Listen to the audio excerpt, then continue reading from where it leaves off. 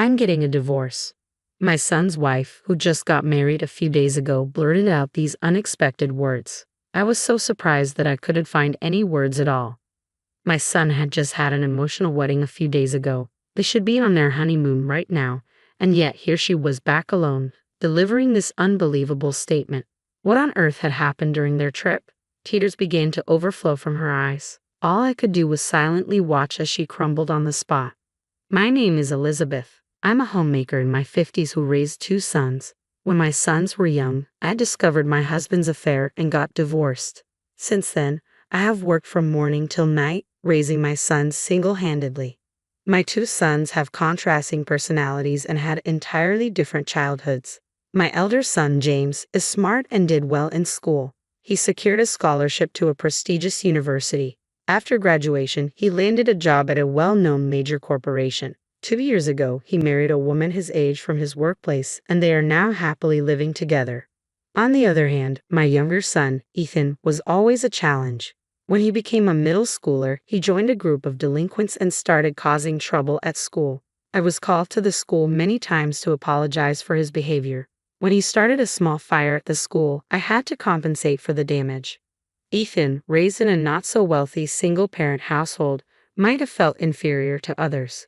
His unexpressed feelings may have led to his problematic behavior. I worked hard to get Ethan through high school. His rebellious nature didn't improve, but he managed to graduate without any major trouble, which was a relief for me. Even after high school, Ethan was still a handful. He managed to get a job at a factory through a relative's recommendation but quit after just 3 months. From then on, he led a life of constantly changing part-time jobs, which was a concern for me. Moreover, Ethan was also a womanizer. It might sound like I'm just a doting mother, but Ethan is quite a handsome man. From high school to after graduation, he never ran out of girlfriends and would bring different women home each time. I've lost count of how many times I've lectured Ethan about his relationships with women. After graduating from high school, he started living on his own, but I was always concerned about whether he was causing trouble for others. Now, 5 years have passed since his graduation, and I still worried about his aimless lifestyle. One day, Ethan came home for the first time in a while and said, "Mom, I have something to talk about. I'm going to start working seriously." I had heard this many times before. "I got a job at a company, and they're going to hire me as a regular employee," he said. He probably knew I wouldn't believe him, so he started talking about the company, emphasizing that he was serious this time. "Really? It's great that you found such a company," I replied, surprised. In the midst of this economic downturn, it was unthinkable that a company would hire Ethan, who had only been working part-time jobs. "My current girlfriend introduced me to the workplace," he explained. According to Ethan, he was dating a woman named Michelle, and she managed to get him a job at her father's company. I should have been happy that my son got a full-time job, but a part of me couldn't help feeling skeptical. I couldn't help but suspect that Ethan, a well-known womanizer, might have manipulated Michelle for his own advantage. He was adept at manipulating women's hearts, and I worried that Michelle might be too infatuated with him, overdoing things for his sake. He once became completely reliant on a woman when he was out of work, and I had sternly warned him about it. I hoped he wouldn't be a burden to Michelle. Despite my concerns, Ethan seemed to be working sincerely after landing the job. Previously, he never stayed in a job for more than 3 months, but this time he managed to work for half a year, then a year. While this is expected for a normal person, it was unusual for Ethan, who had changed jobs multiple times. Then, after 3 years of steady work, Ethan came to visit with his girlfriend, Michelle, who had introduced him to the company. They came to our house to make an announcement. "Mom, we're getting married," Ethan casually dropped the big news. Seeing the 2 of them together, I had suspected this, but hearing about my mischievous second son's marriage still took me by surprise. "So, you 2 have decided this?" I asked, looking at their serious expressions. I didn't feel like opposing their decision. "I understand. It's the path you both chose, so move forward together." It was a bit roundabout, but I accepted their marriage. Michelle's eyes filled with tears, and she began to speak. "Thank you so much. We'll work together to build a wonderful family," Michelle vowed, her voice trembling as she looked at me intently. I've been thinking this for a while, but Michelle is a woman with a pure heart too good for Ethan. Michelle, take good care of my son. The reason I'm hearing this happy news today is because you've supported him all this time. Thank you very much, I responded with a smile. Michelle was moved to tears, and big drops were falling from her eyes. Seeing her gently wipe her eyes with a handkerchief, I felt like crying myself. I was sure she had been taking care of Ethan, who still had some mischievousness in him. From the bottom of my heart, I thought Ethan was really lucky. Ethan, make sure you make Michelle happy. You have to cherish her more than anything, I said. Ethan nodded shyly, and so Ethan and Michelle were officially engaged. The wedding was simple and solemn, a modern ceremony with only family and close friends in attendance. Various memories came back to me, but I sincerely wish for them to support each other as lifelong partners. I truly hope that Ethan could make Michelle, a selfless and devoted woman, happy. Shortly after the wedding, Ethan and Michelle left for their honeymoon. Considering their savings, they decided to travel within the country instead of going abroad, which I thought was a sensible decision. I expected that Michelle would take charge of their marriage and keep Ethan, who used to be a playboy, in line. But such expectations abruptly turned into despair. It was 3 days after they left for their honeymoon. When I was relaxing at home alone, the doorbell rang. Wondering who it might be, I opened the front door, and to my surprise, it was Michelle. What on earth happened? Weren't you on your honeymoon? I asked, astonished. Michelle stood there with an utterly drained expression, and Ethan was nowhere to be found. Something unusual must have happened. For the time being, I invited her in and sat her down in the living room chair. Michelle began to speak in a feeble voice. Mother-in-law, I'm sorry. I'm getting a divorce. Her words were shocking. After all, they had just gotten married a few days ago. For the bride to be speaking about a divorce so soon was unimaginable. Ethan, did something happen? I hesitantly asked.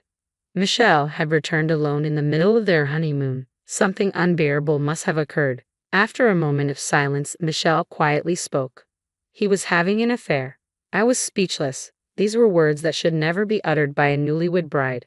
He was still secretly seeing his ex-girlfriend, who he was supposed to have broken up with. What? My mind was starting to spin. Ethan, who had pledged an eternal vow at their wedding, was cheating, secretly getting back with his ex-girlfriend. This shouldn't be happening. And Ethan, while we were on our honeymoon, Michelle began to sob, covering her mouth with her right hand.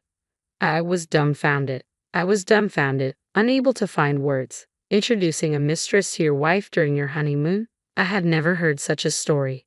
How could my son do such a terrible thing? Tears streamed down Michelle's cheeks. The sparkle in her tear-filled eyes was not the blissful one she had just a few days ago. It was a sparkle tinged with the pain of betrayal by the one she loved. Apparently, his ex-girlfriend was living at the place Ethan chose for their honeymoon. As shocking as that was, Ethan had suddenly called her to come to the hotel where they were staying. It was an unthinkable event. What on earth was Ethan thinking? So that happened, Michelle. It must have been hard. I'm truly sorry for what my son has done, I said. All I could do was apologize, not understanding what my son was thinking. As I hugged Michelle's collapsing shoulders, I continued to listen to her thoughts. I couldn't believe what was happening before my eyes. It was too painful, and I couldn't bear it, so I left the scene immediately. When his mistress met Michelle, she must have been all over Ethan, flaunting their shameful relationship. Michelle was downcast, saying she never expected this to happen, seemingly more confused and saddened than angry. I felt an increasing wave of anger contrasting with Michelle's sadness. Ethan had caused such distress to a woman who had always been his rock. I picked up my phone. In a fit of anger, I picked up my phone and dialed Ethan's number. To my surprise, Ethan picked up right away. Hello, Mom. What's up? Ethan's carefree voice came through the receiver. I wondered what was going through his mind when he answered. Ethan, where are you right now? I tried to start the conversation as calmly as I could. He must know that Michelle is missing. I expected him to say something about that and waited for his reply.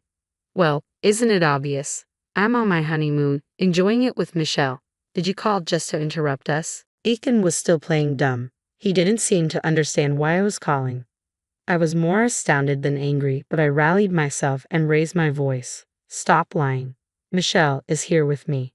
What? I heard Ethan's small, surprised voice over the phone. Then he fell silent. Come back home right now. I told Ethan to come home immediately, suspecting he was thinking about how to deal with the situation. Ethan had even dared to lie at this point. My mind was made up. Michelle was still crying with her head down even while I was on the phone with Ethan. I offered her the most comforting words I could muster. I couldn't believe my own son could be so foolish. Even after I told her about the phone call, Michelle said she didn't want to see Ethan right now, and understandably so. I decided to handle Ethan myself for now. I called Michelle's parents to inform them of what happened, then I drove Michelle back to her parents' house. Her parents were furious, needless to say. All I could do was apologize profusely on behalf of my foolish son. When I got back home, I prepared myself for the confrontation with Ethan. I was exhausted, but even so, I waited for my son to come home. When night fell, Ethan finally arrived.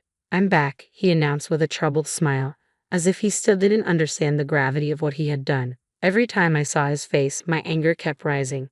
"Ethan, you've really messed up this time," I said. Ethan wore a look of pure annoyance. "My ex-girlfriend said she was close by and wanted to see me," he replied, grinning foolishly, as if he might have given Michelle the wrong idea. He seemed to believe he had done nothing wrong.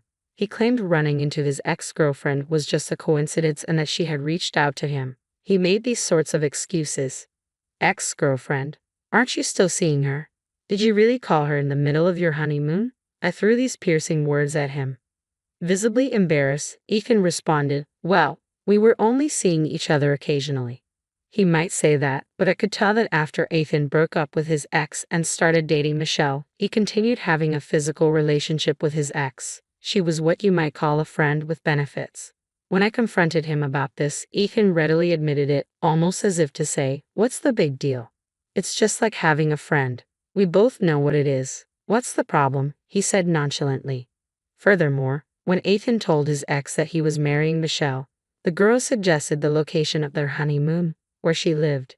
"It's a lovely place full of nature," she had said, and Ethan, easily manipulated, took her advice. I couldn't help but feel frustrated. As soon as Ethan and Michelle arrived for their trip, this woman insisted on meeting them. Maybe she wanted to show off to Michelle that she was still close with Ethan, or perhaps she wanted to flaunt that she was a desirable woman. Regardless, there was no doubt that her actions upset Michelle. After hearing the whole story, I finally spoke. "Ethan, I'm cutting our ties." "What did you say?" he asked, stunned. "You clean up your own mess. I'm not getting involved." I informed Ethan that I was severing ties. It was a decision I made when he lied to me. I had done more than enough to clean up after this son of mine. He was a grown man now, and I had neither the inclination to cover for him anymore nor to help him. "Please, Mom, don't cut ties. For a son who disregards his devoted wife and betrays people, the least I can do is this. You've betrayed someone you should have cherished. I told you countless times to make Michelle happy. I believed you have finally outgrown your bad habits, but I was mistaken. This is the only option left for me. Just one wrong act can turn even your family into strangers." I told this to my son. When something is broken, it can't be mended the same way again. "Wait, Mom, please." Ethan suddenly started crying and clinging to me. I wondered where his confidence from earlier, seemingly endorsing his infidelity, had gone. I couldn't help feeling pathetic at the sight of my son like this. "Things with Michelle probably won't just end with a divorce. You might not be able to stay at your company either. If that happens, it's all on you. Live alone for the rest of your life so no one else gets hurt. That's the only way you can atone, I believe." Afterward, Ethan was blindsided by a divorce request from Michelle. From Ethan's and his mistress's phones, a heap of evidence showing their adulterous meetings was obtained. Hit with an alimony demand, Ethan had no choice but to agree to the divorce. Soon after, he was laid off from the company run by Michelle's father. Michelle's father was livid, and it was clear retaliation. So Ethan, ousted from his company, became jobless and burdened with alimony payments. He came to me in tears, but I refused to have anything to do with it. As a mother, I coldly pushed away my son who had cheated on his wife. However, considering his character, he might run away, ignoring the alimony payments if left alone. In the end, as my duty as a parent, I introduced him to a job at a company run by an old friend of mine. To be frank, the work there is downright grueling. My friend, who had a rough youth like my son, still has a somewhat intimidating character. Ethan works under his watch, and it seems like his days are filled with work from early morning till late at night. I made him promise beforehand to deduct the alimony payment. I want nothing more than for my son to experience harsh social punishment. I have been getting reports that the payments are being regularly deposited by Michelle. I had been feeling down from this incident, but my other son James gently supported me. James gave me wonderful news. His wife was pregnant with twins. Eventually, his wife safely gave birth, and I joyfully became the grandmother of 2 grandchildren. James's family decided to move right next to me. After being troubled by my younger son, my eldest gave me the gift of a peaceful life. Now I'm spending my peaceful days interacting with my sweet grandchildren.